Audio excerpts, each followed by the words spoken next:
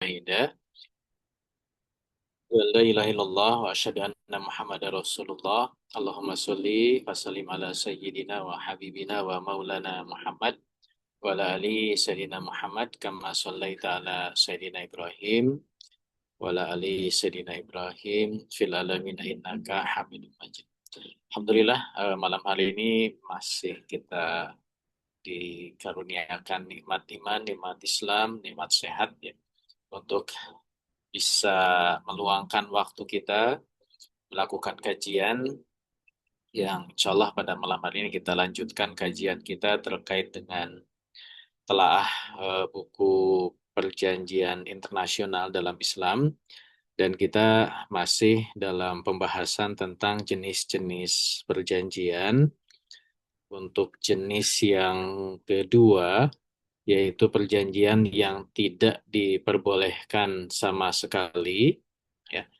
Dan kita sudah bahas satu poin di pembahasan sebelumnya, eh, terkait dengan perjanjian perbatasan. Ya.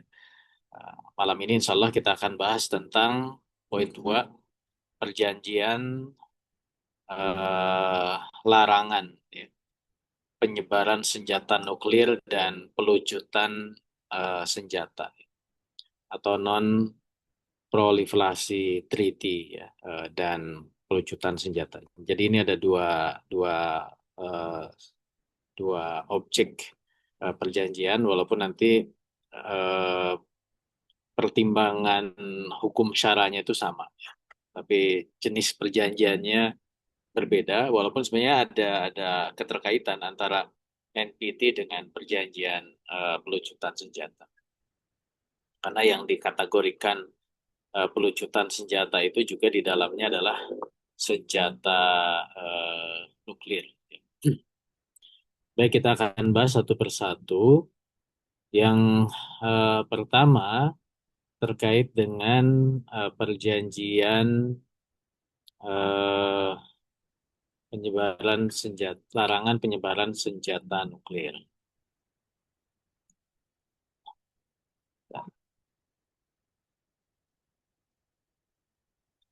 Nah, jadi kurang lebih dijelaskan di buku ini bahwa perjanjian larangan penyebaran senjata nuklir ini adalah perjanjian yang mengikat seluruh negara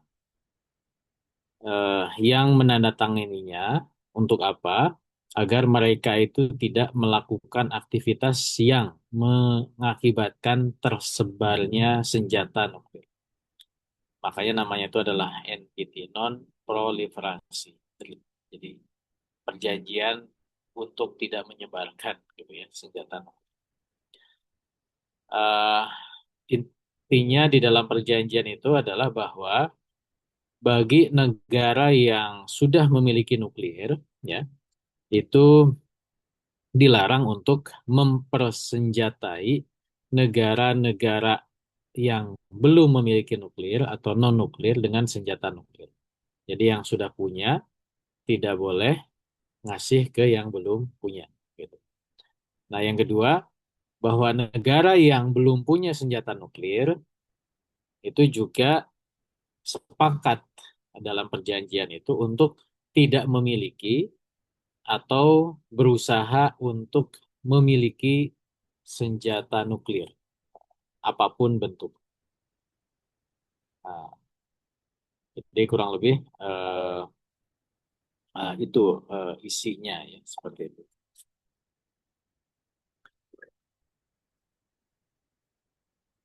Nah, ini kalau kita kutip ya di Wikipedia, yang gampang aja saya ambil dari situ, bahwa the Treaty on the Non-Proliferation of Nuclear Weapons itu, atau yang disebut sebagai NPT ya, Non-Proliferation Treaty, itu adalah perjanjian internasional, international treaty.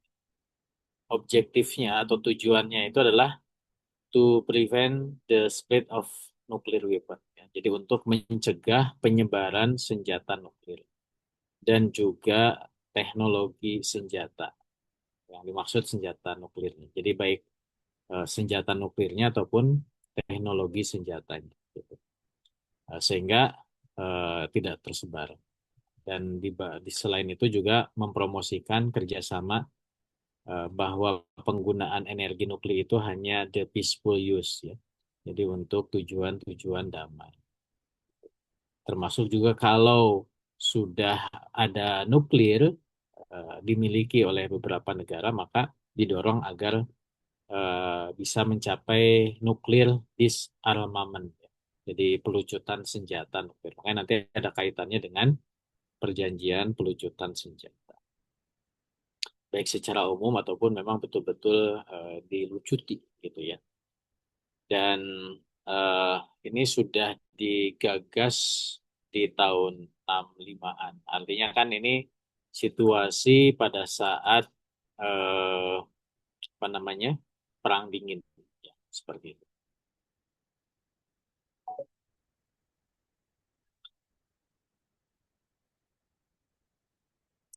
Nah, kalau kita lihat eh, sebenarnya negara yang sudah punya nuklir itu tidak banyak ya.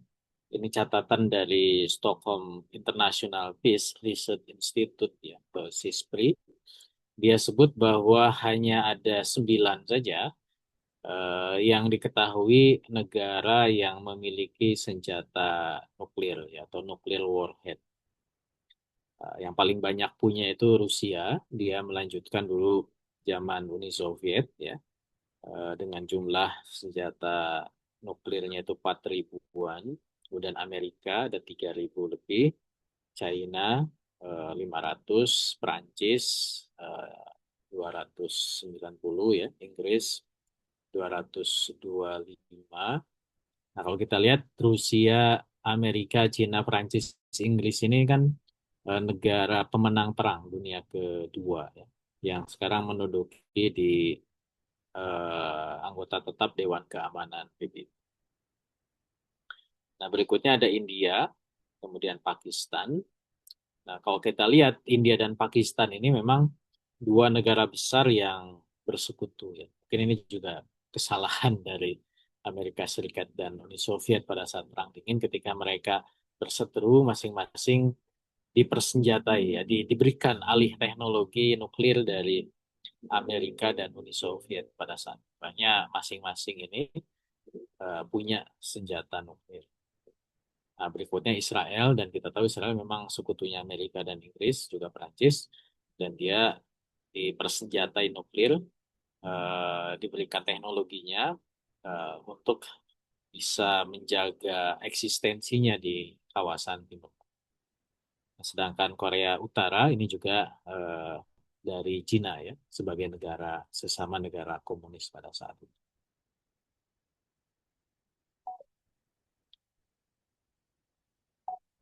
Nah, jadi kalau kita lihat dari sebarannya ya, kalau di data ini eh, ada yang memang terus bertambah, yang ada tanda panah ke atas itu artinya jumlahnya itu nambah ya. Dari senjata yang dimilikinya, ya hampir rata-rata semuanya nambah, kecuali Amerika. Nah, dia sudah mulai mengurangi. Tentu ini yang terlaporkan ya. Kalau yang tidak dilaporkan ya kita nggak tahu. Dan dan beberapa kalau di catatan di sini khususnya Amerika, Perancis dan Rusia ini beberapa senjatanya itu sudah retired ya. Jadi sudah mulai eh, apa ya, fungsinya tidak optimal lagi lah ya, sudah mulai dipensiunkan gitu. Eh, Ya mungkin karena sudah tua. Karena kan senjata nuklir ini ya sejak Perang Dingin itu sudah dimunculkan, tapi kan nggak pernah dipakai ya. Disimpan terus dirawat gitu ya, sebagai deterrence gitu ya, sebagai senjata yang akan digunakan sewaktu-waktu ketika ada situasi-situasi yang dimungkinkan gitu. Maka ya tentu ini juga jenis senjata yang butuh maintenance yang rumit juga gitu, sehingga ya di satu sisi kan ya nanti kita akan bahas ya, Ini bisa menunjukkan kekuatan negara itu, tapi di sisi lain ini juga menjadi ancaman buat negara yang bersangkutan. Gitu. Kalau tiba-tiba meledak di negaranya kan jadi repot.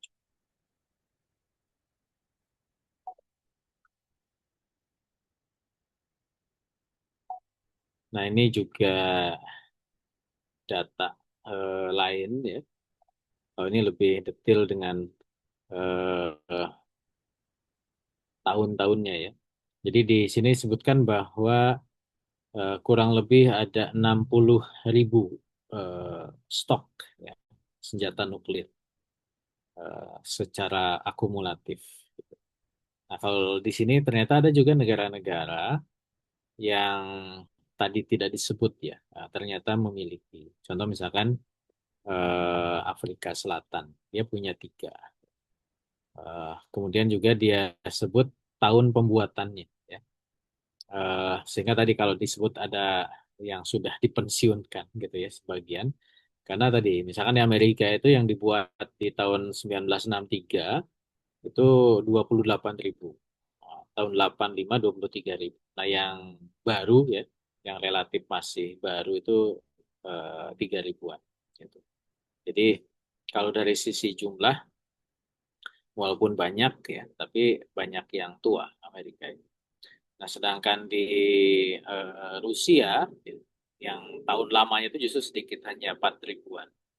Yang cukup banyak itu di tahun 1985-an 38 ribuan. Nah, yang relatif baru 2003 itu 4 ribuan. Nah, negara-negara lain yang relatif awal itu kan Inggris ya, walaupun itu hanya 200-an. Tapi yang hampir rata-rata di tahun 85-an itu Inggris, Prancis, ya Israel, kemudian Cina. Ya. Nah, yang relatif lebih baru lagi di 2023 itu ya Inggris, Prancis ada, Israel juga. Nah, Pakistan itu baru dengan India, yaitu relatif baru gitu. Termasuk juga Korea eh, Utara gitu. Nah, ini kurang lebih gambarannya.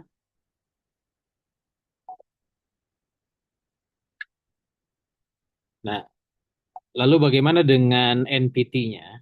Dengan perjanjian Non-Proliferation Treaty.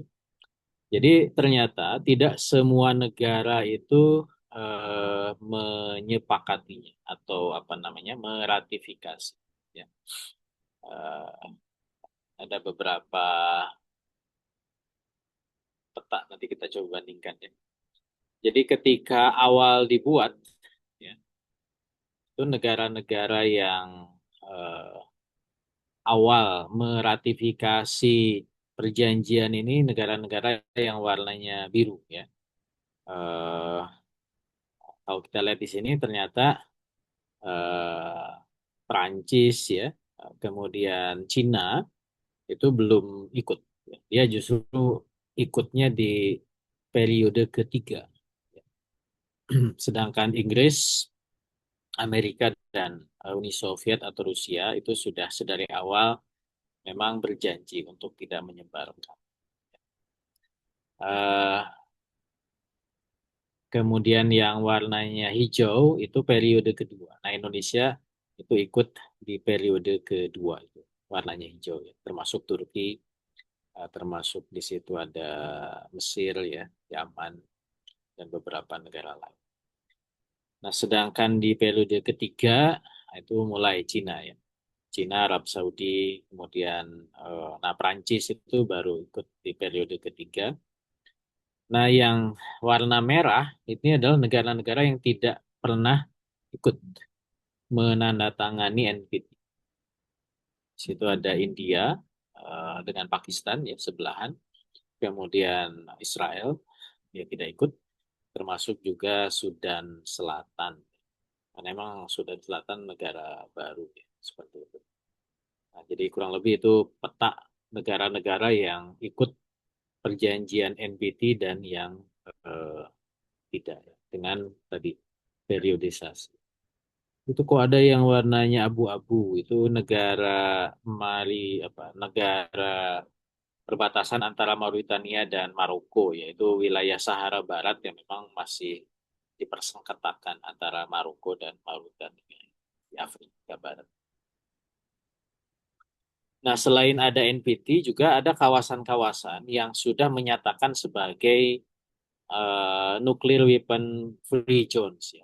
Zona bebas senjata nuklir. Itu yang warnanya biru. Nah, ini sebenarnya diikat di perjanjian regional, ya. Eh, Seperti di Asia Tenggara, ya, ASEAN itu ada namanya ZOFTAN, ya. Jadi zona eh, bebas senjata nuklir di Asia Tenggara, ya, ASEAN gitu. Termasuk juga negara-negara di Afrika sudah menyatakan mereka zona bebas senjata nuklir. Termasuk juga di Amerika Selatan, Amerika Tengah, ya. Termasuk juga Asia Tengah. Nah, sedangkan yang warna merah itu adalah negara-negara yang punya nuklir, ya, yang tadi sudah disebut, ya. Amerika, Rusia, Inggris, Prancis, Cina, India, Pakistan, dan Israel serta Korea Utara. Seperti itu. Nah, sedangkan yang warnanya orange di sini disebut sebagai nuklir sharing, ya. Negara-negara yang mereka punya akses terhadap nuklir tapi tidak punya senjata. Nah, sedangkan yang warnanya kuning eh, itu ikut NPT tapi tidak menyatakan sebagai zona bebas nuklir, termasuk negara-negara di kawasan eh, Timur Tengah seperti itu.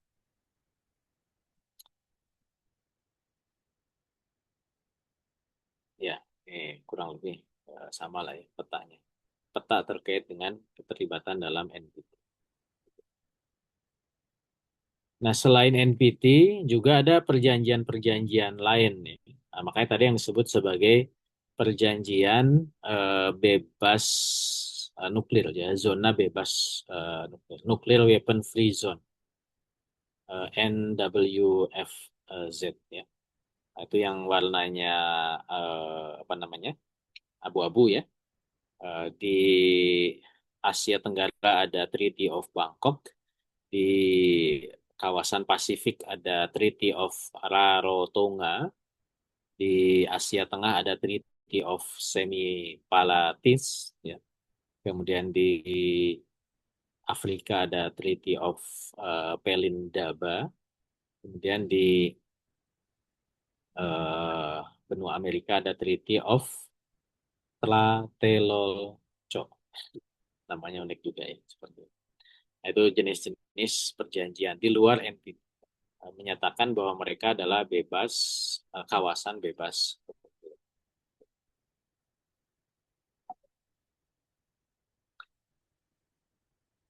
Nah, ini draft NPT-nya, ya. Nanti bisa dibaca, ya. Seperti itu.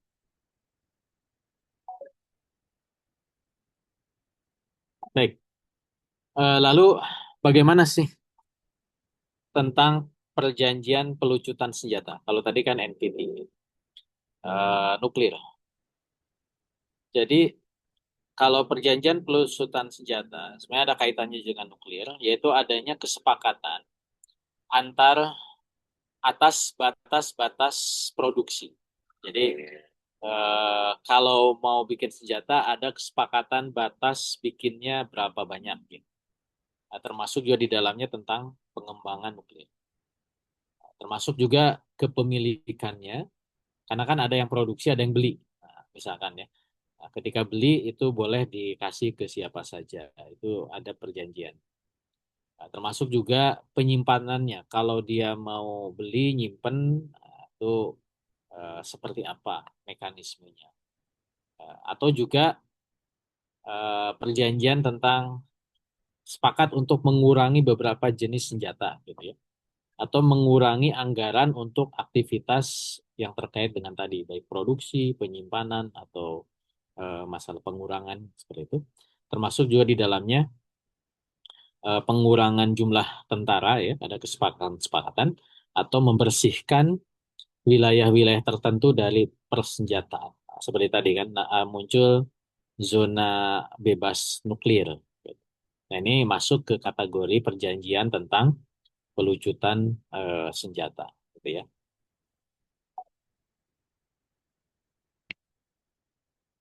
Nah, kalau kita lihat eh, beberapa memang ada korelasi antara perjanjian NPT tadi dengan perjanjian pelucutan senjata ya. Kalau NPT itu tadi mulai disepakati di tahun 68 ya, kemudian 67 mulai diratifikasi oleh berbagai negara dan tujuannya adalah untuk mencegah penyebaran senjata nuklir, termasuk mempromosikan eh, apa namanya pengurangan senjata nuklir. Kemudian muncul juga eh, CTBT, ya, Comprehensive Nuclear Test Ban. Ini terkait dengan perjanjian terkait dengan eh, tes senjata nuklir. Kalau dulu kan senjata nuklir itu karena sedang berlomba antar negara-negara itu mereka ngetes di mana aja gitu ya. Ada yang di gurun, ada yang di laut gitu. eh, Laut bebas apa namanya yang tidak dimiliki oleh satu negara atau mungkin juga sempat berpikiran di luar angkasa gitu. Nah, di perjanjian CTBT ini karena memang ternyata senjata namanya juga nuklir ya, itu ada efek radiasinya, maka kemudian muncullah perjanjian untuk pencegahan ngetes senjata-senjata nuklir. Nah, barulah di tahun 78 yaitu mulai ada gagasan-gagasan tentang disarmament ya, konferensi pelucutan senjata atau pengurangan berbagai jenis senjata gitu. Dan itu terus berkembang sampai sekarang walaupun memang masih bergantung kepada situasi antar negara itu meresponnya seperti apa.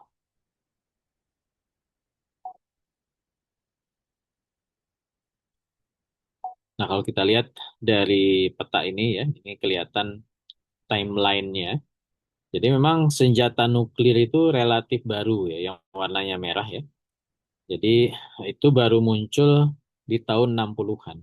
Walaupun memang tes pertamanya itu kan di Perang Dunia Kedua ya, bom atom itu adalah cikal bakal dari senjata nuklir gitu. Ya, awal-awal senjata itu masih menggunakan senjata konvensional ya. Muncullah senjata kimia di Perang Dunia ke-1 yang warnanya kuning itu. Kemudian ada senjata biologi ya, eh, dan juga senjata nuklir berkembang. Nah, perjanjian-perjanjian disarmament ya atau perjanjian untuk pelucutan senjata itu sebenarnya sudah sedari awal ada ya. Ketika melihat dampak di Perang Dunia ke-1 ya dengan penggunaan senjata kimia itu menimbulkan kerusakan yang luar biasa pada saat itu. Misalkan dulu ada senjata kimia yang menyebabkan hipotensi gitu ya, eh, dan kerusakan tubuh dan lain sebagainya. Akhirnya mulai ada disarmament, perjanjian eh, pengurangan atau pelarangan senjata-senjata kimia dan juga senjata biologi dan berikutnya adalah senjata nuklir. Selain juga senjata yang sifatnya konvensional ya. Karena ternyata juga walaupun konvensional karena memang perkembangan teknologi kan senjata ini juga semakin canggih ya dan membahayakan juga seperti itu. Maka kemudian muncullah berbagai perjanjian disarmament yang terus-menerus ya, terutama pada saat Perang Dingin dan pasca Perang Dingin, berbagai negara itu terus berusaha untuk mengurangi berbagai senjata yang ada di dunia ini seperti itu.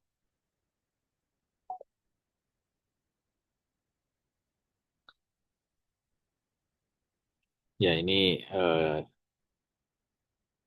ini nama-nama berbagai eh, perjanjiannya. Ya. Oke. Yang warnanya hijau adalah perjanjian terkait dengan weapon of mass destruction, ya, senjata-senjata pemusnah massal. Kemudian yang warna,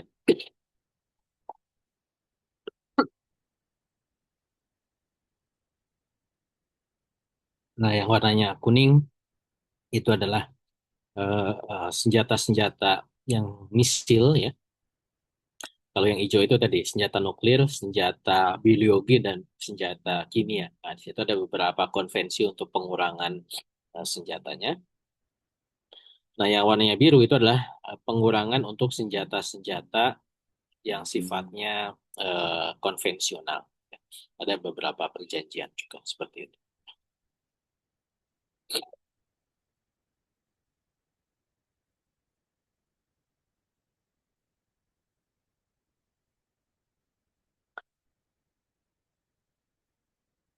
Baik, kalau tadi kayak kuliah aja, ya. Itu maklumat lah, apa namanya, eh, jenis-jenis perjanjian terkait dengan topik yang kita bahas ya. Lalu bagaimana sebenarnya hukum syariat terkait dengan dua perjanjian ini ya, baik perjanjian NPT (Non-Proliferation Treaty) ataupun perjanjian pelucutan senjata. Nah, secara hukum syara, perjanjian ini adalah tidak diperbolehkan. Walaupun kesan awal itu kan ini bagus ini senjata berkurang gitu ya. Eh, tapi kenapa kok syariat justru melarangnya gitu? Nanti kita lihat dalilnya ya. Bahwa negara Islam tidak boleh membuat kesepakatan terhadap perjanjian-perjanjian tersebut ya. Baik eh, apa namanya? Senjata nuklir ataupun pelucutan senjata yang lain. Dan kalau kadung mungkin negara itu terpaksa menandatanganinya, maka itu tidak boleh dilaksanakan. Eh, jadi umat Islam tidak akan terikat ya dengan perjanjian seperti itu karena perjanjian itu melarang umat Islam ya negara Islam untuk memiliki persenjataan tertentu dan menjadikan senjata-senjata itu akhirnya dimonopoli hanya oleh kelompok tertentu dan negara tertentu. Karena faktanya kan walaupun ada NPT, ya, NPT itu tadi disebut bahwa dia adalah yang sudah punya tidak boleh menyebarkan gitu. Bukan yang sudah punya harus menghilangkan. Ya, walaupun ada disarmament ya, yang apa, yang sudah punya harus mulai mengurangi kan gitu di perjanjian disarmament itu gitu. Tapi kan faktanya disarmament itu nggak jalan. Gitu. Negara yang sudah punya itu sangat apa namanya, sangat enggan dan eh, untuk mengurangi karena mereka berkeinginan untuk tetap mempertahankan kepemilikan senjatanya kan begitu. Nah, ini yang akhirnya kemudian senjata-senjata itu hanya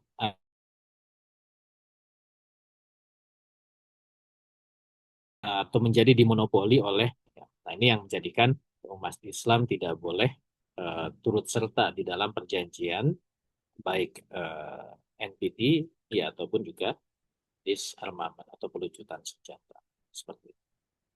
Apa dalilnya? Ini diambil dari Quran surat Al-Anfal surat ke-8 ayat ke-60. Allah berfirman, "A'udzubillahi minasyaitonirrajim. Wa'iddu lahum mastata'tum min quwwah ya. Wa min ribatil khail turhibuna bihi aduwallah wa aduwakum wa akharina min dunihim la ta'lamunahum. Allahu ya'lamuhum wa ma tunfiku min syai'in fi sabilillah yuwaffa ilaikum wa antum la tudlamun." Ya. Jadi yang diambil di awalnya ya, bahwa Allah menyatakan wa'adu lahum. Jadi persiapkanlah oleh kalian itu untuk menghadapi mereka. Mas tatoktum, apa yang memang kamu sanggup. Min kuah, dari kekuatan. Ya. Ini menjadi, nanti ada tafsir dari Ibnu Abbas yang terkait dengan ini. Apa yang dimaksud dengan min kuah. Dan juga wa min ribatil khail. Ya. Dan juga dari pasukan berkuda. Tujuannya untuk apa? Turhibu nabihi. Bisa menakut-nakuti dengan hi ini, dengan kuah dan ribatil khail. Siapa yang bisa kita takut-takuti? Aduwallah wa aduwah. Di musuh Allah dan musuh kalian. Jadi memang kita diperintahkan untuk memiliki persiapan apa yang kita sanggup untuk bisa membuat musuh itu gentar. Eh, kuah ini ya apapun ya. Kalau kita lihat dari pendapatnya atau dari tafsirnya Ibnu Abbas ya, al-kuah yang dimaksud menurut Ibnu Abbas itu adalah as-silah dan al-kisi. Silah itu senjata, al-kisi itu adalah busur panah. Jadi beliau menerangkan bahwa yang dimaksud dengan kuah dalam ayat itu mencakup al-ramyu, ya, al-ramyu itu asilah tadi, wal al-kisi atau juga panah. Ya, tentu bukan hanya sekedar senjata dan panahnya gitu ya, tapi juga ketangkasan, kemampuan, ya, pengetahuan dan teknologi terkait dengan senjata ini. Ya, kita punya senjata tapi nggak bisa pakai kan tidak jadi kuat ya, seperti itu. Dan tidak bisa apa namanya menakuti musuh. Dan ini sejalan dengan sabdullah SAW. Saya menegaskan bahwa makna ayat tersebut Rasulullah menyebutkan bahwa ketahuilah bahwa kekuatan itu adalah al-ramyu. Ya. Kuah itu adalah al-ramyu atau al-kisi. Ya. Karena pada zaman Rasul dulu, busur panah atau al-kisi itu adalah ya teknologi yang penting untuk serangan dari jarak jauh. Jadi kalau perang jarak dekat itu tentu dengan pedang, ya apa eh, ya jarak dekat gitu ya. Nah kalau jarak jauh bisa dengan busur panah atau juga dengan tombak. Ya. Ini kan dari jarak jauh.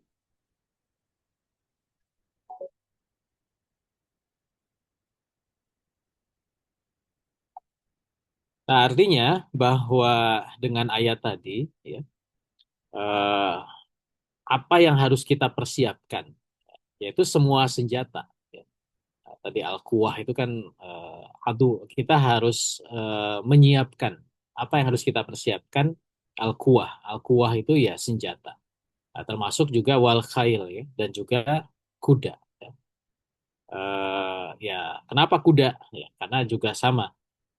Kalau pakai teknologi militer sekarang ya, kalau orang pegang senjata langsung itu namanya infanteri. Gitu. Kalau orang pakai senjata dengan bisa bergerak cepat itu namanya kavaleri. Ya, kuda itu bagian dari kavaleri kalau sekarang. Dan kavaleri kuda itu masih masih digunakan ya.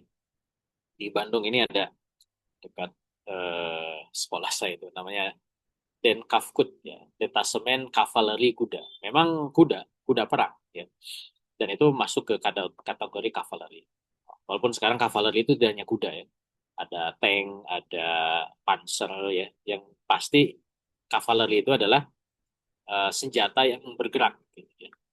Itu namanya kavaleri. Kalau infanteri orang yang bawa senjata, bawa senapan dipegang sama orang atau dibawa orang itu namanya infanteri.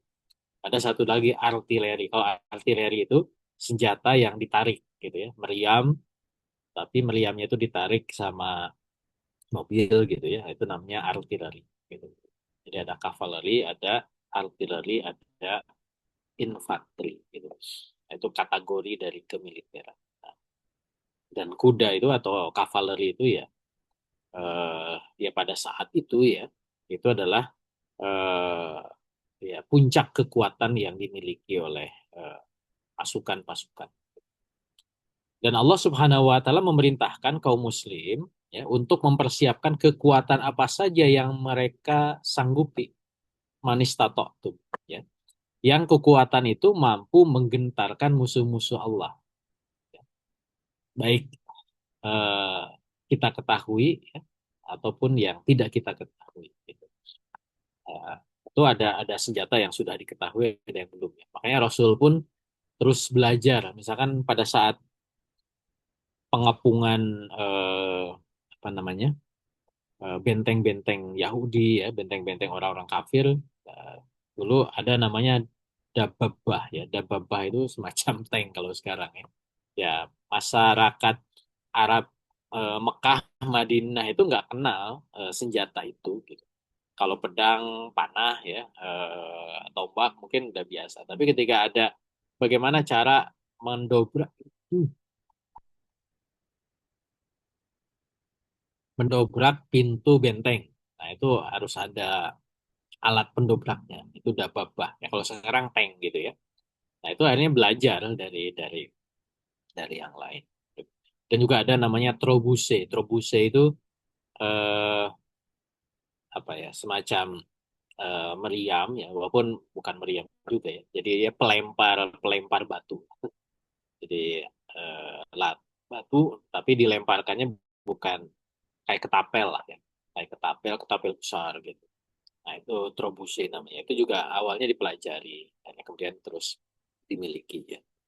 Nah, jadi artinya bahwa memang Allah memerintahkan kepada kita umat Islam itu harus memiliki persenjataan apapun ya, yang bisa menggentarkan musuh. Gitu. Jadi mencakup semua jenis persenjataan yang dapat diperoleh oleh kaum muslim dan memiliki sifat turhibuna, bisa menggentarkan musuh Allah ya dan musuh kalian. Dan umat Islam itu tidak boleh berdiam diri ketika dapat maklumat bahwa ada senjata yang bisa menggentarkan. Nah, itu harus berusaha memilikinya gitu. Nah, termasuk ketika misalkan sekarang ada senjata yang dinamakan sebagai senjata nuklir gitu. Nah, jadi memiliki senjata yang bisa menggentarkan musuh itu adalah sesuatu yang harus dimiliki oleh umat Islam. Nah, ini menjadi dorongan bahwa umat Islam itu harus terus belajar, meningkatkan kemampuan teknologi kemiliterannya, termasuk juga ya kalau belum dimiliki tapi musuh sudah miliki atau pihak lain sudah miliki, ya harus cari cara bagaimana teknologi itu bisa didapatkan.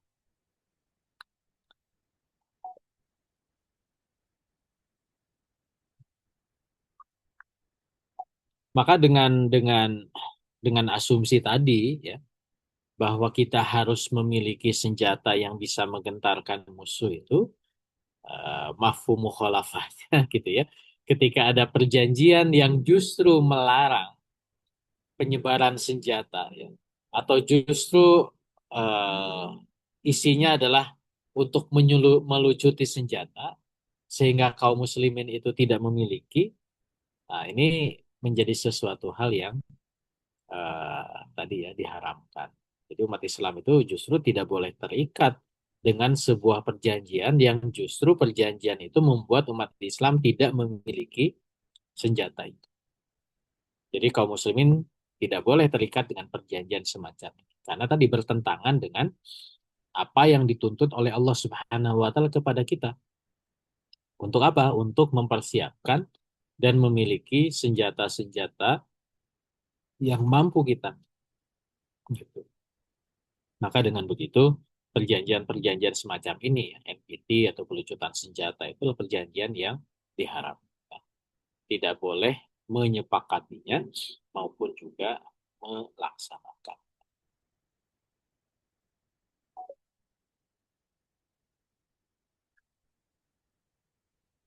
Nah ini tadi ya beberapa perjanjian yang terkait dengan NPT dan disarmament. Ya.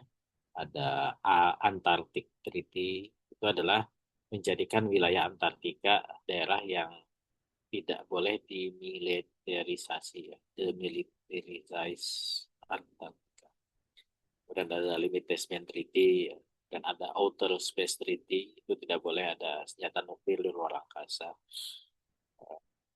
Tapi yang free zone di Amerika ada NPT-nya sendiri tahun 68, ada Seabelt Treaty, tidak boleh ada senjata nuklir di dasar laut ya untuk eh, tes gitu. Ada SALT satu, START satu, ada SART 2 dan seterusnya. Itu adalah pembatasan ya, limit strategic arm, pembatasan senjata senjata militer dan seterusnya ya. Nah, jadi perjanjian-perjanjian yang sifatnya ini itu tidak boleh diikuti oleh kaum muslim. Nah, termasuk ini tadi ya timelinenya ya. Karena ini juga dijadikan contoh di dalam buku ini terkait dengan beberapa perjanjian-perjanjian pengurangan senjata itu. Dan kalau kita lihat sebenarnya, ya, kan ini sudah ada nih berbagai perjanjian-perjanjian pengurangan senjata ya. Tapi kan faktanya yang tadi data itu ya, eh, berapa tadi? 8 negara itu ya tetap aja punya senjata itu gitu. Ya kurangi-kurangi di atas kertas aja dikurangi gitu. Untuk menciptakan situasi aman ya dalam tanda kutip ya di dunia ini gitu. Tidak terlalu tegang lah.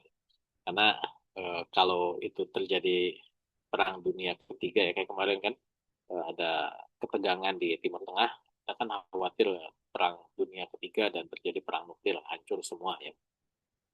Kalau istilah Jawa itu apa? Biji tibeh ya, mati siji, mati kabeh gitu ya. Nah itu yang kemudian dikhawatirkan oleh orang-orang dengan berbagai jenis senjata yang dimiliki gitu. Sehingga adanya upaya untuk non proliferasi ataupun pelucutan senjata ini setidaknya menimbulkan situasi damai gitu ya. Bagi masyarakat dunia kalau kata orang sudah itu regreg gitu ya, merasa tidak khawatir bahwa tiba-tiba ada senjata nuklir yang meletus dan yang jadi kena dampak adalah umat manusia secara keseluruhan. Nah itu yang kemudian dipropagandakan.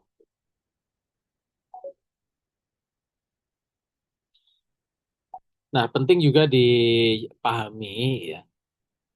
Kalau begitu umat Islam kok pro nuklir gitu. Masalah itu bukan bukan bahwa memiliki itu akan menggunakannya gitu ya. Jadi memiliki senjata nuklir itu tidak serta-merta boleh menggunakan. Kenapa? Karena faktanya senjata nuklir itu adalah senjata penghancur ya. Makanya disebutnya mass eh, destruction weapon ya. WMD. Eh, Weapon Mass Destruction. WMD. Jadi weapon mass destruction, senjata pemusnah massal gitu. Beda kayak peluru ya, tembak ya kena satu. Walaupun peluru otomatis ya sekian orang. Tapi ketika ya dulu cerita bom atom ya, ketika bom atom dijatuhkan di Hiroshima, Nagasaki, ya sekota itu mati semua. 200.000 langsung meninggal. Dan namanya mass destruction itu ya menghancurkan segalanya kan. Tidak melihat kalau dalam perang itu kan ada kombatan dan non kombatan, pelaku perang dan bukan pelaku perang. Kalau pakai WMD ya mau anak kecil, orang tua, manusia, binatang ya, bahkan sampai ke kecoa-kecoa itu semuanya mati. Nah, kecoa katanya hidup ya kalau nuklir masih bisa bertahan. Ya. Semua makhluk hidup akan mati. Pohon-pohon hancur semua. Makanya itu adalah senjata penghancur. Itu. Sehingga itulah sifat dari nuklir gitu. Jadi bukan berarti punya senjata nuklir itu, termasuk umat Islam ketika punya senjata nuklir itu, boleh sembarang menggunakan. Kapan senjata ini akan digunakan? Ya nanti pertimbangan dalam situasi politik perang. Pertama, ya ini menjadi sebenarnya jadi apa? Deterrence ya, menjadi pencegah gitu ya, eh, pengancam, pengancam yang efektif. Jadi artinya musuh itu tidak akan sembarangan menekan kita ketika kita punya senjata yang bisa mengancam musuh. Jadi senjata itu akan digunakan bila ya dikhawatirkan musuh menggunakan. Walaupun nanti dengan pertimbangan-pertimbangan yang sangat selektif. Dan yang kedua, memang pertempuran ini tidak akan berakhir kecuali digunakan senjata ini. Ya mungkin logika dulu Amerika Serikat ya untuk bisa mengalahkan Jepang nih. Jepang nih eh, terus menguat gitu. Makanya Amerika kasih shock terapi, ya udah gunakan senjata atom di Hiroshima dan Nagasaki. Dan dulu juga sempat jadi diskusi ya. Kenapa kok Amerika tidak jatuhkan bom atom itu di Tokyo misalnya? Atau ya di Tokyo lah ya. Kota yang terbesar di Jepang itu kan Tokyo. Yang penduduknya itu jutaan orang. Tapi kok memilih kota kecil, Hiroshima dan Nagasaki gitu. Ya, bisa jadi tadi ya pertimbangan. Bukan kita membenarkan apa yang dilakukan Amerika, tapi memang pertimbangan politiknya bisa jadi begitu. Karena kalau dijatuhkan di Tokyo berarti memang akan memusnahkan orang Jepang gitu. Satu kota langsung hancur, kota besar ya. Jutaan langsung mati. Tapi kalau ya namanya bukan tapi ya, sama juga nyawa ya. Kalau Hiroshima atau Nagasaki itu kan hanya 100.000 atau 200.000 gitu. Walaupun memang meninggal, tapi tidak memusnahkan. Walaupun ya itulah logika perang ya. Memang kadang suka absurd ya kalau kita pakai logika perang. Baik, itu kurang lebih Bang Atar terkait dengan pembahasan kita malam ini eh, tentang perjanjian yang secara mutlak tidak boleh diikuti oleh umat Islam, yaitu perjanjian larangan penyebaran senjata nuklir dan pelucutan senjata. Jadi intinya bahwa eh, kita tidak boleh ikut, justru harus memiliki. Tapi memiliki itu tidak untuk digunakan, tapi untuk sebagai upaya untuk bisa menggentarkan musuh. Walau alam. Ya, Alhamdulillah. Syukur Ustaz atas pemaparan dan penjelasannya. Kita masuk di poin kedua berkaitan dengan perjanjian pembatasan nuklir ataupun tadi pelucutan senjata ya. Alhamdulillah kita telah mendengarkan bersama. Kita buka sesi diskusi buat Bapak Ibu yang ingin ya bertanya bisa kirimkan ke kolom komentar pertanyaannya atau sudah ada. Silakan Ibu, monggo. Oke, jazakumullah khair. Assalamualaikum warahmatullahi wabarakatuh. Izin bertanya, Waalaikumsalam. Ustaz. Ada beberapa. Yang pertama, eh, yang tidak diperbolehkan untuk apa namanya negara Islam itu ikut kan ketika perjanjiannya itu long term gitu ya. Nah, batasan eh, jangka waktu lama dan tidak itu apa ada begitu. Jadi disebut lama itu ketika berapa tahun begitu atau kemudian disebut tidak lama itu ketika berapa tahun gitu. Apakah ada seperti itu gitu. Dasarnya juga apa begitu. Gitu yang pertama. Kemudian yang kedua, eh ketika kemarin membahas tentang netralitas sementara, eh berarti perjanjian itu nanti dikoreksi kalau salah nih Ustaz.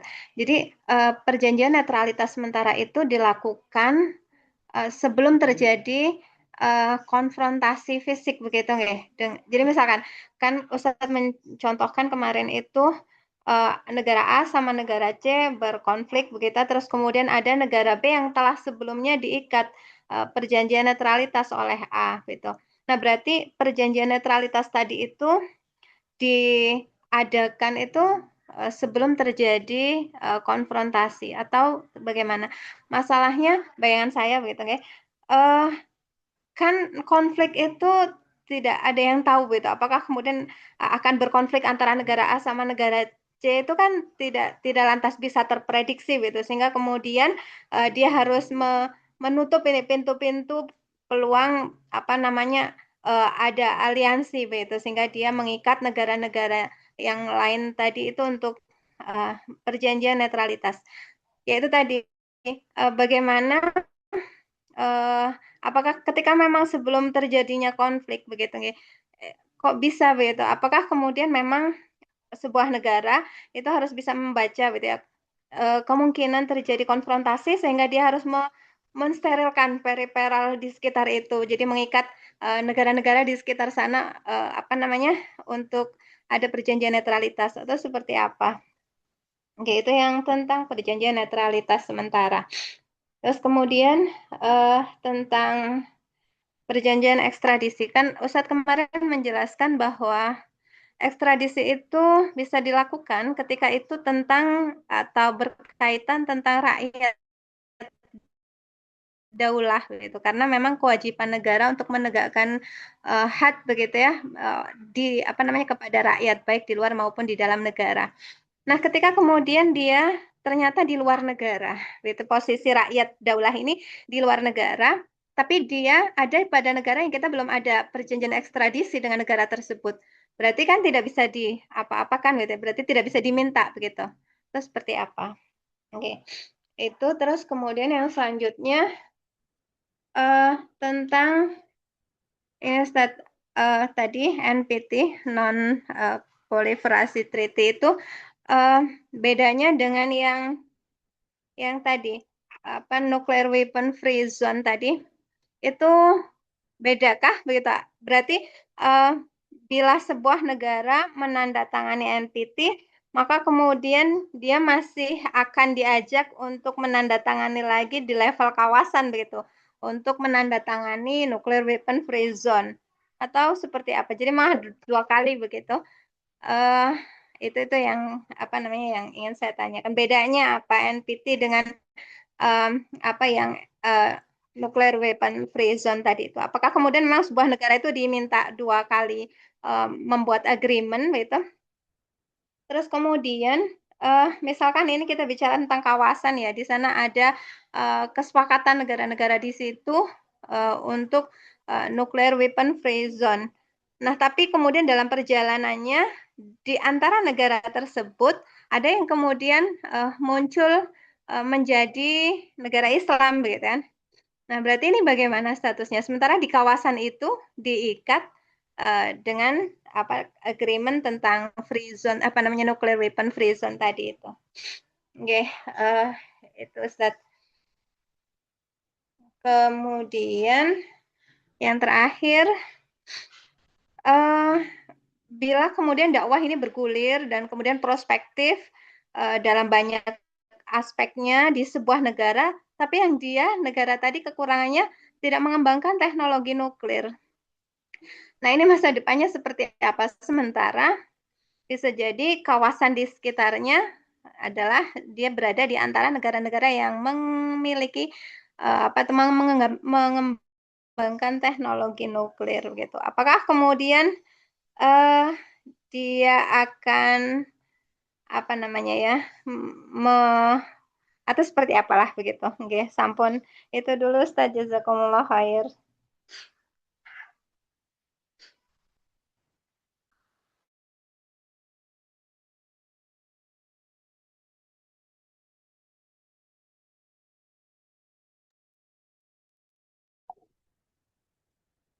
Langsung aja ya Bang ya. Iya tak, monggo. Ya, ini pembahasan sebelumnya ya. Jadi ada perjanjian yang dibolehkan secara mutlak, ada perjanjian yang tidak dibolehkan secara mutlak. Ini dulu ya dipisah.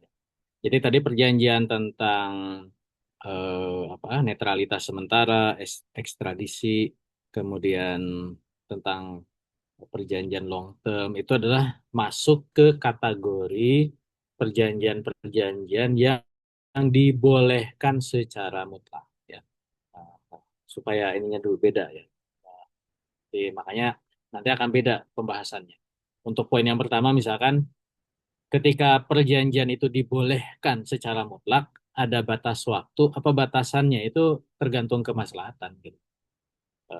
Khalifah atau kepala negara yang akan menentukan berapa lama, apa ukuran-ukurannya, yaitu situasi dan kondisi eh, yang memang menjadikan pertimbangan dari kepala negara gitu. Seperti Rasulullah bikin perjanjian Hudaybiyah 10 tahun. Kenapa 10 tahun gitu ya? Ya, eh, itu pertimbangan dari situasi politik saat itu. Bisa 10 tahun, bisa 3 tahun, bisa setahun, ya suka-suka gitu ya. Jadi memang tidak ada aturan secara khusus tentang perjanjian yang memang secara hukumnya boleh, secara mutlak kita bikin perjanjian. Tinggal yang tidak boleh itu kan permanen. Boleh mutlak tapi harus temporal gitu. Tapi berapa lama temporalnya itu adalah tidak ada ketentuan. Walaupun ada beberapa pendapat fikih yang yang sampai ya dulu kita bahas ya, misalkan Imam Syafi'i itu sampai 30 tahun maksimalnya gitu, karena sudah dianggap lewat generasi, lewat masa kekuasaan lazim dari seorang penguasa gitu kan, sebenarnya pertimbangan-pertimbangan yang debatable ya, istihadiah gitu seperti itu. Eh itu yang pertama. Dan yang kedua, ya namanya netralitas sementara ini juga kan sama. Ini boleh secara mutlak. Apakah itu berarti eh, ada prediksi-prediksi tertentu eh, sebelum terjadinya konflik? Ya disitulah keahlian ya kepala negara untuk melakukan kebijakan politik luar negerinya. Jadi kan namanya interaksi antar negara itu kan bukan interaksi yang instan ya, bukan sehari dua hari gitu. Interaksi antar negara itu kan long term ya.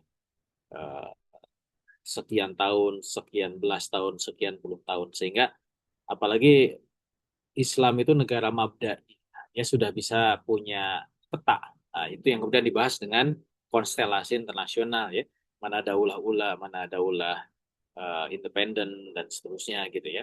Sehingga sudah tahu siapa musuh, siapa kawan, sikap-sikap negara itu seperti apa, sudah dipelajari sehingga bisa menentukan dengan negara mana kita melakukan perjanjian netralitas sementara gitu untuk mengikat negara itu, karena kita akan memfokuskan mungkin melakukan serangan atau jihad ke negara lain gitu.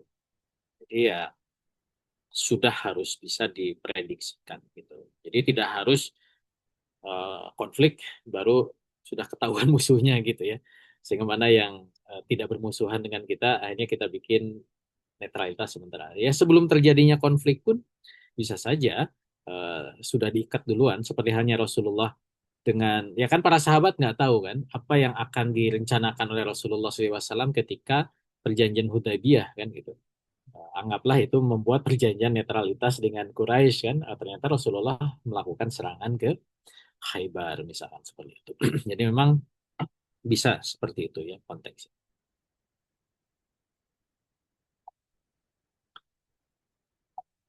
Kemudian yang ketiga, ya ini juga pembahasan sebelumnya ya tentang perjanjian ekstradisi, bahwa betul eh,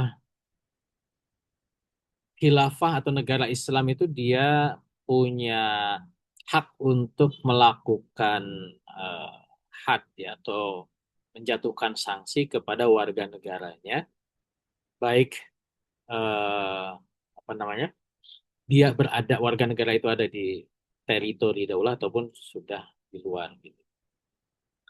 Yaitu kejahatan yang dalam pandangan daulah Islam itu adalah pelanggaran atau kejahatan terhadap syariat ya, terhadap pelanggaran terhadap aturan negara Islam. Lalu bagaimana kalau misalkan si warga itu ada di luar negara dan apa namanya ya bersembunyi atau meminta suaka dan seterusnya. Ya makanya balik lagi bahwa kenapa daulah Islam itu boleh ya boleh ya kan tadi ekstradisi itu termasuk perjanjian yang boleh ya, secara mutlak gitu. Dalam rangka apa? Supaya kalau ada warga negara yang kabur ke suatu negara lain dan ada perjanjian ekstradisi itu bisa diminta gitu. Sehingga boleh daulah Islam itu punya perjanjian ekstradisi dengan negara lain untuk bisa menarik warga daulah yang kabur ke negara itu dengan perjanjian ekstradisi. Kalau tidak ada perjanjian ekstradisi, berarti tidak bisa diminta. Ya, iya betul. Makanya boleh ada perjanjian ekstradisi supaya bisa meminta. Gitu ya. Nah, itu yang ketiga.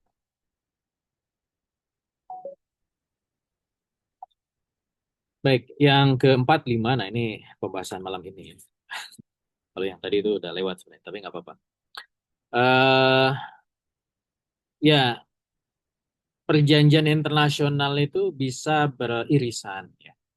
Eh NPT dan eh, non-free zone area ya, nuclear free zone area misalkan, Seperti yang tadi misalkan di Asia Tenggara ada perjanjian Bangkok, Indonesia ikut, kemudian Indonesia juga ikut NPT, ya nggak ada masalah gitu. Walaupun substansinya sama. Karena sebenarnya apa sih bedanya NPT dengan Nuclear Free Zone Area?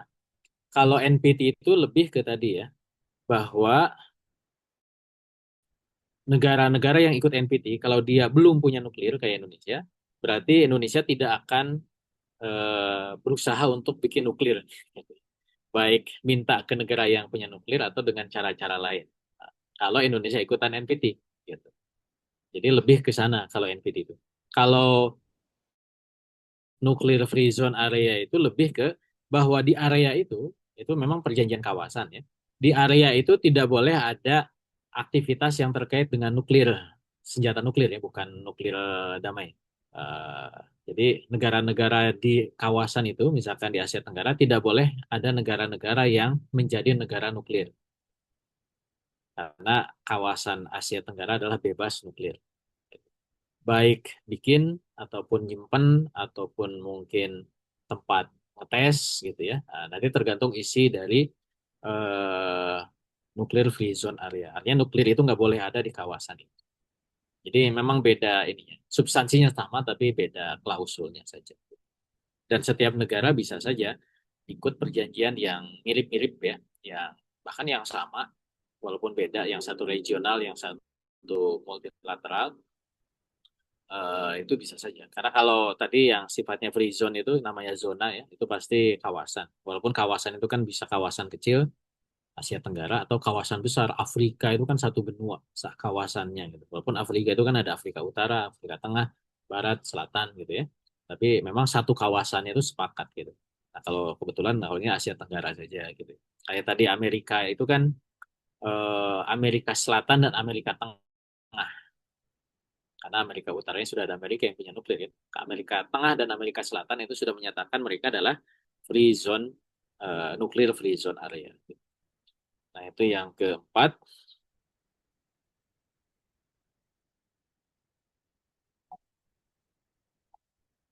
Nah kemudian yang kelima, ya bagaimana kalau ada negara yang punya potensi menjadi negara Islam, negara adidaya gitu. Padahal dia negara yang tidak punya nuklir, ya ya belajar dan berusaha untuk meningkatkan kapabilitasnya. Gitu. Contoh Indonesia misalkan. Ya. Indonesia kan ada di ASEAN Free Zone Area nuklir ya. Gimana? Jadi ya itu karena gini. Pertama kita udah bahas juga ya. Kita Daulah Islam itu akan melepaskan diri dari semua perjanjian internasional, gitu ya. Nah, ketika berdiri itu semua perjanjian internasional itu hapus, gitu ya. Kalau misalnya Indonesia daulahnya, ya semua perjanjian yang pernah ditandatangani oleh Indonesia itu hapus semua. Keluar dari PBB, keluar dari ASEAN, keluar dari semua organisasi internasional, termasuk dari Nuclear Free Zone Area, termasuk dari NPT, semuanya keluar. Jadi dienolkan. Dan kita udah bahas bahwa Daulah Islam itu tidak boleh terikat dengan perjanjian-perjanjian internasional yang semacam-semacam itu ya. Nanti yang dibahas di kitab ini kan, mana yang dibolehkan dan mana yang tidak dibolehkan. Dan ketika dibolehkan, tidak boleh secara permanen. Karena perjanjian-perjanjian itu umumnya permanen ya. NPZ, NPT itu permanen. Dia apa namanya? Ya harus keluar kalau tidak mau permanen. Jadi tidak disebut batas waktunya ya. Termasuk zona nuklir free zone itu juga permanen gitu. Berarti memang harus keluar pilihannya kan. Karena isinya itu memang sudah dibuat permanen. PBB itu permanen, ASEAN itu permanen gitu ya. Karena semuanya permanen, maka keluar dulu semua. Nanti kalaupun mau bikin perjanjian ya ke pembahasan yang sebelumnya ya, kita akan ikut perjanjian-perjanjian yang dibolehkan secara mutlak dengan syarat tadi tidak permanen. Nah, terkait dengan perjanjian nuklir, ya ini kan tidak boleh ya secara mutlak. Ya, dalam pembahasan kita kan ini adalah perjanjian yang tidak boleh secara mutlaknya. Hukum asalnya kalau terikat dengan perjanjian itu harus keluar dan ya berarti tidak terikat lagi. Dan dengan begitu maka harus didorong untuk apa? Untuk kemudian ya belajar nuklir gitu. Kalau memang ahli-ahlinya belum sanggup ya harus cari cara supaya dapat teknologi itu. Ngirim misi intelijen lah, apalah gitu ya. Eh, Ya itu harus diupayakan dengan segala cara supaya kita punya gitu. Walau alam.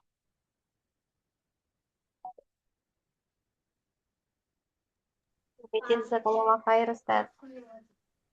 Ya, Alhamdulillah sudah terjawab. Kami coba konfirmasi dulu buat Bapak Ibu atau peserta yang masih tergabung pada kajian ini. Yang ingin bertanya silakan. Kita coba tunggu waktu sampai maksimal sekitar 21.30 kalau memang masih memungkinkan. Em, Kami coba gunakan kesempatan ini Ustaz untuk bertanya selanjutnya sembari nanti kalau memang ada dari para peserta yang lain terkait dengan potensi umat Islam tadi yang sempat disinggung bahwa penting sekali memiliki teknologi mandiri ya, teknologi nuklir ini khususnya. Maka terkaitan dengan eh, kapasitas khilafah yang kita gagas misalnya atau yang kita impikan itu secara potensial bahwa apakah dia memang mesti memiliki di negeri ya, terutama di negeri yang memang sudah memiliki teknologi itu, misalnya antara Indonesia dengan Pakistan misalnya. Tadi sempat disebutkan ada 140 ya, 140 eh, nuklir ya di sana. Nah, maka secara potensi untuk membuat ketakutan terhadap negara-negara yang ingin mengganggu ketika khilafah itu berdiri, sepertinya Pakistan itu memiliki potensi itu, Ustaz. Apakah seperti itu, Ustaz? Itu yang pertama. Yang kedua terkait dengan eh, pelucutan senjata. Nah, ini kan mungkin bisa jadi uslub ya, kalau misalnya khilafah itu melakukan futuhat ke berbagai negeri yang punya eh, teknologi itu, boleh jadi negara status yang kalah perang itu berarti secara tidak langsung senjata-senjata yang ada di negeri itu atau di negara itu, apakah kemudian terkonversi atau bisa di, diambil ya, Ustadz ya, kira-kira ketika memang itu declare kalah, itu diambil, dirampas oleh sehingga kepemilikannya jadi milik dakwah. Apakah teknologi nuklirnya ataupun senjata-senjata yang lain. Apakah bisa berlaku begitu, Ustaz, untuk ke depan? Kira-kira begitu, Ustaz. Mohon tanggapan itu.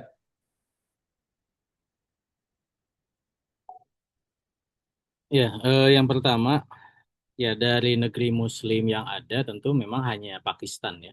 Kalau dia dari list tadi ya. Yang memang secara existing dia punya senjata nuklir. Sehingga dia faktanya sudah punya gitu. Sehingga kalau potensi jadi daulah Islam, khilafah, ya memang dia yang paling nomor satu lah untuk kepemilikan senjata nuklir. Walaupun nanti kan ada faktor-faktor lain ya, jumlah penduduk, eh, konsistensitas dari teritorial, ya, hutang strategis, eh, ya untuk dukungan umat ya, dan juga ahlu kuahnya kan gitu ya. Tapi dari sisi existing senjata nuklir memang hanya Pakistan. Gitu. Mungkin yang kedua Palestina, tapi harus diambil alih dulu tuh Israel. Jadi Palestina. Karena itu kan di wilayah negeri Muslim sebenarnya ya, Israel itu. Yang lain ya India itu sebagian besar negeri Muslim, walaupun ya existing sekarang dia negara Hindu ya. Tapi ya mayoritas Muslim juga. Sekarang Muslim terbesar itu ya Indonesia, India gitu. Walaupun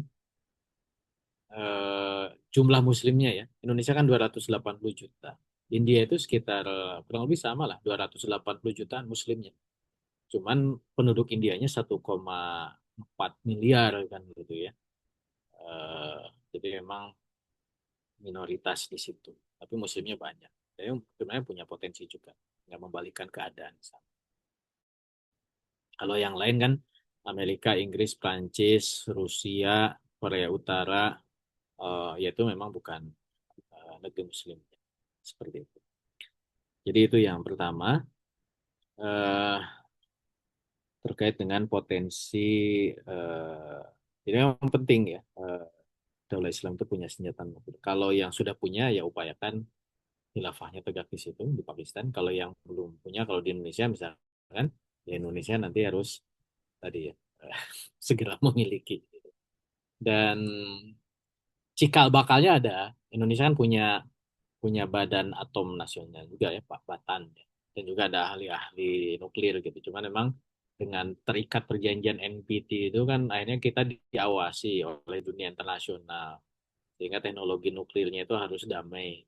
Tidak boleh ada tanda-tanda atau indikasi kita mengembangkan senjata nuklir. Kayak kasus Iran itu kan. Iran itu kan belum sampai punya itu. Baru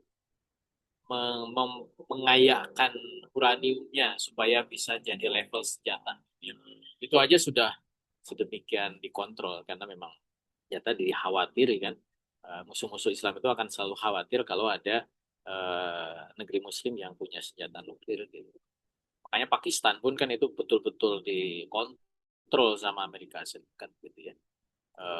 Kekuatan militernya supaya tidak kemudian disalahgunakan dalam bahasa mereka ya untuk melawan kepentingan Amerika Serikat gitu.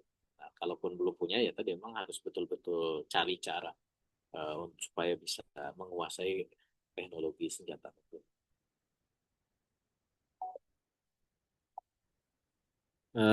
Kemudian yang kedua, ya tentu beda ya. Yang dimaksud dengan perjanjian pelucutan senjata ini adalah dalam konteks yang sekarang ya, bahwa negara-negara itu bersepakat untuk menciptakan situasi damai mereka. Padahal itu ya tadi disebut hanya retorika saja. Dan dengan prinsip yang sama bahwa umat Islam itu justru harus punya sesuatu yang menggentarkan musuh, nah justru kita itu tidak boleh melucuti senjata kita kan gitu ya. Makanya haram kita juga melucuti senjata sehingga kan itu tuh bargaining ya. Oke, yuk kita sama-sama lucuti kayak Amerika dengan Rusia kan. Saya kurangi 10, kamu kurangi 10 ya. Saya kurangi 100, kamu kurangi. Jadi sepakat begitu ya, sama-sama saling mengurangi gitu. Nah, itu yang tidak boleh. Karena posisi Daulah Islam itu harus dalam posisi yang kuat dan lebih kuat dibanding musuh. Gitu. Sehingga tidak boleh ada kesepakatan mengurangi atau melucuti senjata. Nah, beda dengan situasi kalau memang Daulah Islam misalkan menaklukkan suatu negara atau futuhat dan akhirnya negara itu kalah gitu ya. Ditaklukkan, ya tentu sesuai dengan hukum perang, hukum jihad, maka senjata-senjata yang dimiliki oleh musuh itu menjadi, ya nanti tergantung ya situasinya apakah jadi fa'i atau jadi ghanimah kan. Gitu. Kalau itu senjata yang bisa dibagi kepada pasukan perang, yaitu bagi-bagi. Tapi kalau senjata yang sifatnya massal itu menjadi kepemilikan negara. Jadi ya dirampas, ya diambil alih kepemilikan senjata yang awalnya milik musuh menjadi milik Daulah Islam. Nah, itu dalam situasi perang, ya. Dalam situasi jihad atau futuhat. Jadi bukan bikin perjanjian pelucutan senjata. Jadi tapi justru pasti musuh itu akan dilucuti senjatanya dan diambil senjatanya. Nah, kalau senjata ringan akan dibagi-bagi ke tentara, bagian dari ghanimah. Kalau senjata berat dikuasai oleh negara. Tapi kalau musuhnya lari sebelum perang itu kan jadi fa'i, hukumnya sama. Fa'i itu ada yang dibagi-bagi atau jadi milik negara. Tergantung nanti situasi, apakah fa'i atau gun. Walau walau.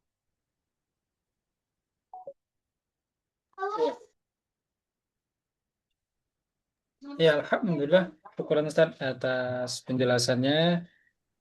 Kami coba konfirmasi dulu nih ke jamaah kalau masih ada yang ingin bertanya. Nih waktu tinggal 4 menit lagi. Kalau begitu kita cukupkan dulu ya Ustadz ya. Kira-kira ada yang ingin disampaikan Ustadz sebagai closing? Ya, insya Allah kita masih lanjut ya membahas tentang perjanjian yang tidak boleh secara mutlak.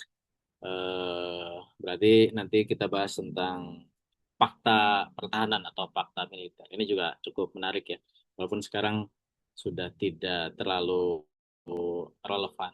Karena memang tinggal satu, fakta militer itu tinggal NATO, tapi ya nggak apa-apa. Nanti kita coba lihat bagaimana posisinya dalam pandangan perjanjian Islam seperti itu.